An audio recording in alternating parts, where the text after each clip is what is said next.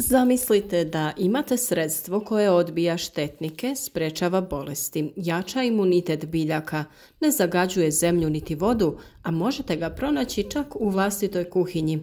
Ne dolazi iz laboratorija, ne nosi hemijske oznake, nema uputstvo na 10 stranica, samo miris koji tjera i najupornije uljeze. Riječ je naravno o bijelom luku. Ova skromna biljka, poznata po svojim ljekovitim svojstvima za ljude, pokazuje se i kao izuzetno moćan saveznik u vrtu. Ali kako, kada i zašto koristiti bijeli luk za zaštitu povrća, voća i cvijeća? Krenimo redom. Zašto baš bijeli luk djeluje u mnogim prilikama? Tajna je u njegovom mirisu. Naime, bijeli luk sadrži snažne sumporne spojeve poput alicina, koji mu daju prepoznatljiv miris, ali i snažna antibakterijska, antigljivična i insekticidna svojstva. Kada se luk zgnječi ili usitni, njegovi enzimi se aktiviraju i stvaraju hemijske spojeve koji doslovno spaljuju patogene i odbijaju nametnike. Ovo za iskusne vrtlare nije novost. Bijeli luk se koristi u narodnoj medicini stoljećima, ali u vrtlarstvu se tek u posljednjim decenijama vraća na velika vrata, jer sve više ljudi traži prirodna rješenja umjesto pesticida. Naravno, mi smo tu da podijelimo recept sa vama. Protiv čega to djeluje bijeli luk u vrtu? Bijeli luk može pomoći u borbi protiv brojnih nevolja. Prvo su lisne uši. Ove sićušne napasti ne podnose miris bijelog luka i bježe glavom bez obzira. Tu su drugi štetnici koji nam zadaju glavobolje, tripsi i bijele mušice. Naročito na paradajzu, paprikama i krastavcima. Naravno, borimo se i protiv raznih gljivičnih oboljenja poput pepelnice, plamenjače i sive truleži. Kod bakterijskih infekcija, posebno kod salate, crvenog luka i rotkvica. U borbi protiv mrava koji često paze lisne uši zbog medne rose, ali ih bijeli luk tjera iz vrta. Puževi, iako spori, itekako mogu načiniti štetu. Bijeli luk ih zbunjuje i tjera iz vrta. A kako se koristi? Idemo zajedno pripremiti preparat od bijelog luka. Postoji nekoliko načina da iskoristite moć bijelog luka. Evo najefikasnijih recepata koje možete napraviti kod kuće. Prvi je sprej protiv štetočina od bijelog luka. Potrebno vam je 5 do 6 čenova bijelog luka, 1 litra vode i po izboru 1 kašika tečnog prirodnog sapuna ili nekog blagog deterdženta za suđe. Pripremamo ga na način da usitnimo bijeli luk. Najbolje bi bilo u blenderu, ali pošto je mala količina možete ga isjeckati ručno. Nakon toga dodajte ga u 1 litru vode. Ostavite da odstoji preko noći ili barem 6 sati. Procijedite i dodajte kašiku sapuna. On pomaže da se tečnost bolje zadrži na listovima. Naravno, to je proizvoljno, ne morate dodavati sapun kako bi ovaj sprej bio djelotvoran. Sipajte ga u bočice sa raspršivačem i prskajte biljke jednom u 7 dana.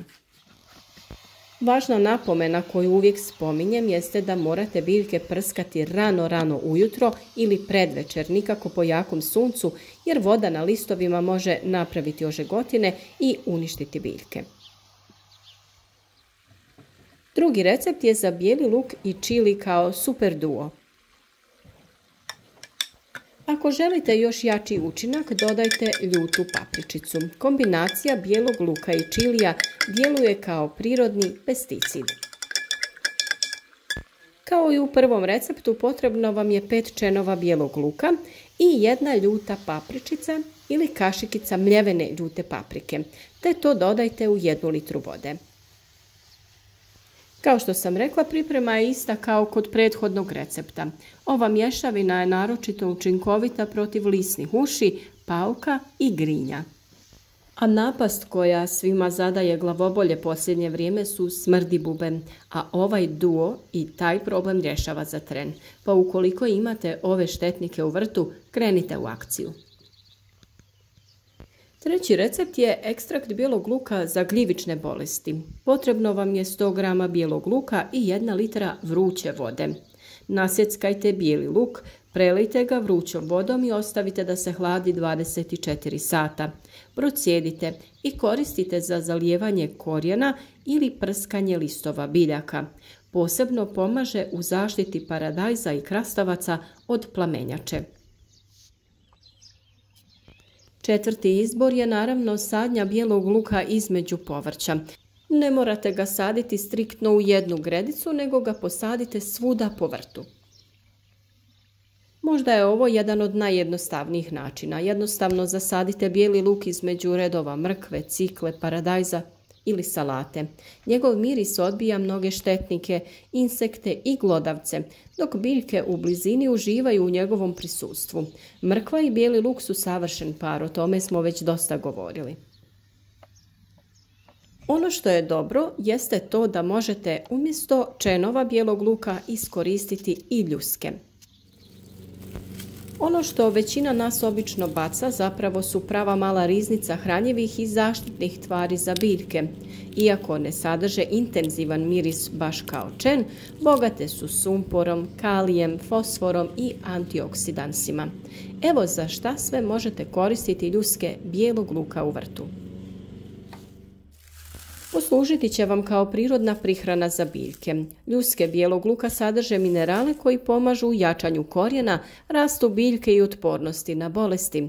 Šaku do 2 ljuski bijelog luka stavite u 1 litru tople vode. Ostavite da stoji 24 sata.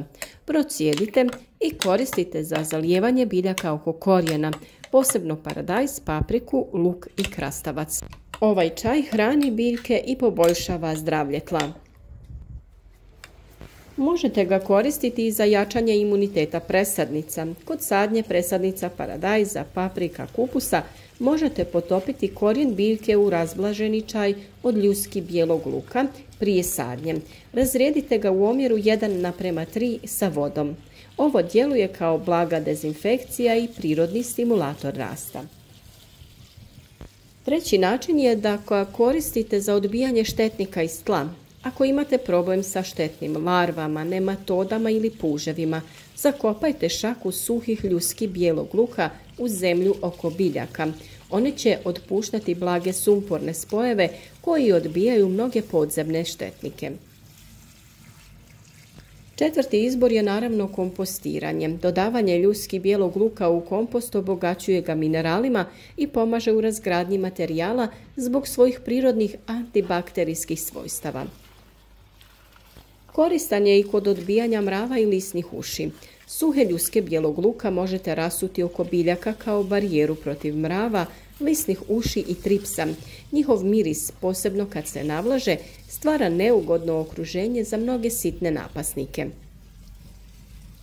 Ljuske bijelog luka sigurno nisu otpad, one su besplatno prirodno hranjivo i zaštita. Sljedeći put kad čistite bijeli luk, sačuvajte ljuske. Vaše biljke će vam biti zahvalne, zelenije, jače i zdravije. Za kraj naravno imamo nekoliko praktičnih savjeta za upotrebu bijelog luka u vrtu. Prvo što trebate raditi jeste rotirati preparate. Bijeli luk jeste snažan, ali nije sveobuhvatan. Kombinirajte ga sa drugim prirodnim preparatima, na primjer čajem od preslice, koprive ili stolisnika, za širu zaštitu. O svim ovim preparatima detalje saznajte u posebnim video savjetima na našem kanalu. Drugo je nešto što ne trebate, a to je nemojte pretjerivati. Ako prskate prečesto, biljke mogu osjetiti stres. Dovoljno je 1 do 2 puta sedmično. Važno je uvijek i testirati prvo hranjivo ili sprej koji koristite na manjem dijelu biljke prije nego prskate cijeli usjev da vidite kako će se pokazati. Ono što je također važno jeste da koristite svježi bijeli luk. Sušeni ili onaj u prahu neće imati isti učinak. Izbjegavajte bijeli luk blizu graha i graška. Ove biljke ga ne vole i rastu slabije u njegovoj blizini. Često smo govorili da prirodne preparate moramo koristiti preventivno i, kao što sam malo prije rekla, kombinirati različite preparate. Pa da li je mit ili stvarnost? Može li bijeli luk zaista zamijeniti pesticide? U ovom slučaju ne treba očekivati čuda. Bijeli luk nije neki čarobni štapić, ali u kombinaciji sa dobrim vrtlarenjem, zdravom zemljom i pravilnim zalijevanjem, bijeli luk može značajno smanjiti potrebu za hemijom. U vrtovima gdje se njeguje raznolikost i poštuje priroda, bijeli luk je vrlo moćan saveznik. Naravno, uvijek naglašavam da su svi prirodni preparati namijenjeni za prevenciju, nisu štetni, pa se koriste na zdravim biljkama nakon sadnje kako bi se unaprijed spriječila pojava štetnika i bolesti. Sljedeći put kada očistite čen bijelog luka za ručak, sjetite se i vaših biljaka, jer dok za ljude predstavlja dodatak jelima, za štetnike je neprijatelj broj 1. I u tome je čar bijelog luka. On je skroman, pristupačan, ali snažan kao prirodni štit vrta. Ako ste do sada mislili da je bijeli luk samo začin, vrijeme je da ga posmatrate kao vrtno oružje koje ne ostavlja tragove, osim zdravih, sjajnih i zaštićenih biljaka.